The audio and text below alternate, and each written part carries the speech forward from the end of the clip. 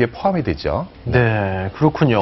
그러면은 저는 궁금한 게요. 지금 종류가 여러 가지였었잖아요. 우리 몸에 해로운 거는 어떤 건가요? 다 해롭다고 봐야 되는 건가요? 아, 예. 지금 앞서 설명드린 것처럼 이 윗부분에 있는 것들은 당연히 위험하죠. 그래서 강력하게 네. 규제를 받고 있는데 요 밑에 부분에 있는 극저주파라고 하는 부분하고 무선주파수라고 하는 부분, 예, 이 두 부분이 최근에 그 바람 가능 등급으로 이제 지정이 되면서 이게 인체 위험성이 있지 않나라고 이렇게 의심을 받고 있죠. 네, 바람 가능 등급이라고요. 네, 그러니까 가전제품에서 발생하는 전자파, 또 휴대전화에서 사용 시에 발생되는 전자파가 건강에 해로울 수도 있다, 이런 얘기인데요.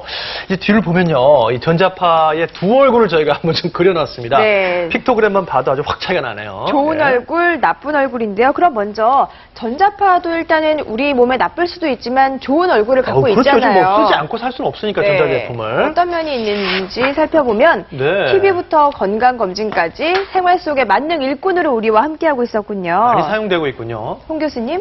네. 예, 맞습니다. 뭐 전자파라고 하는 것은 우리 일상생활에서 너무나 많이 사용되고 있죠. 그래서 우리가 친구들이나 친척들과 통화할 때 휴대폰도 전부 다 무선주파수라고 하는 전자파를 이용하는 거고요. 버스나 지하철을 이용할 때 쓰게 되는 교통카드, 이것도 RFID라고 하는 또 무선주파수입니다. 예, 그 다음에 뭐 오늘 우리가 이 방송을 볼 수 있게끔 해주는 방송전파, 네. 이것들도 전부 다 전자파의 일종이죠. 그 다음에 뭐 우리가 가전제품이라든가 이런 것도 전부 다 전자파를 사용하는, 그리고 전자파를 유용하게 활용하는 것들입니다. 아울러 가장 중요한 것이 요즘 이제 의료 진단기기에 있는 MRI라든가 CT라든가 이런 부분들은 그 전자장을 이용을 해서 우리 인체의 단면을 이렇게 얇게 볼 수 있는 거거든요. 네. 그래서 조기 진단하는 데 많은 도움을 주고 있죠. 네.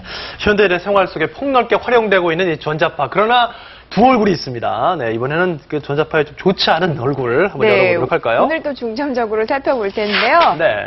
자, 나쁜 얼굴. 예, 뇌종양, 임파선암, 백혈병, 암 유발 가능성이 있다고요. 네, 암을 유방을 할 수 있는지에 대해서는 상당히 논란이 많이 되어 왔습니다, 지금까지.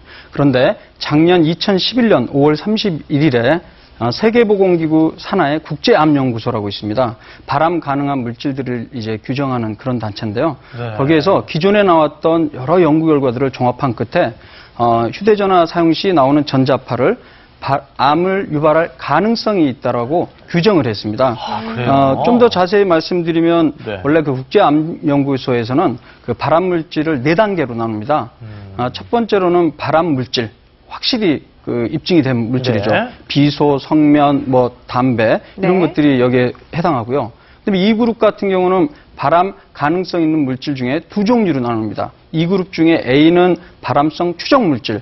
이거는 이제 굉장히 그 발암 가능성이 굉장히 높은 물질로 분류되는 거고요. 네. 그다음에 B라고 하는 것은 이제 인체 발암 가능성 물질로 추적 물질보다는 약간은 낮지만 분명히 가능성이 있다는 거죠. 근데 여기에 휴대전화 전자파가 있네요. 네, 맞습니다. 그 자동차 매연이나 그다음에 납, 가솔린 이런 것들도 지금 여기에 속해 있는데 휴대전화 전자파도 작년 2011년 5월 31일 처음으로 이 2그룹의 B로 분류가 된 것입니다. 이야. 그 외에 이제 3그룹과 4그룹이 있습니다만 그러나 이 그룹을 2그룹이라고 분류를 했다 하더라도 앞으로 더 많은 연구가 필요할 것으로 생각이 됩니다. 네. 아니, 가능성에 대한 시사라고는 하지만 그래도 세계보건기구의 국제암연구소에서 이런 전자파를 발암 가능 물질이다라고 규정을 했다고 하니까요. 자꾸 이거 어떡하죠? 걱정되는데요. 그러니까 자동차 매연과 함께 속해 있었어요. 그러니까요. 그리고 특히 저는 휴대전화를 많이 쓰다 보니까 그 발암 가능성이 있다는데 좀 민감했는데 얼마 전에 네. 기사를 보니까 왜 그 이탈리아에서 어떤 남자분이 그 업무 때문에 전화를 많이 사용했는데 뇌종양에 걸려서 또 그게 산업재해로 인정을 받았다는 판결이 있다는 기사를 본 적 있거든요. 네, 그 가장 최근 기사입니다. 이게 일주일도 안 된 기사인데요. 봤어요. 네네, 저도 네. 봤는데 그 부분은 어떻게 됐냐면 이탈리아에 사는 한 남성인데요. 그 중국과 이렇게 교역을 하면서 하루에 5시간, 6시간씩 이상 동안 그렇게 이제 업무 때문에 통화를 10년 이상 동안 12년간 했다고 합니다. 그런데 그 사용한 부위 쪽에 우리가 이제 얼굴 신경에 보면 그 얼굴 신경이라는 게 있어요. 그 정확히 얘기하면 3차 신경이라고 그래서 이쪽에 얼굴의 감각을 주로 담당을 하고 그다음에 운동은 이쪽 아래 그 음식 씹는 거 있죠. 저작근. 그걸 담당하는 운동신경 이쪽에 혹이 생겼어요. 양성 종양이 있습니다. 다행히 악성은 아니었지만 근데 이것 때문에 불편했기 때문에 이거는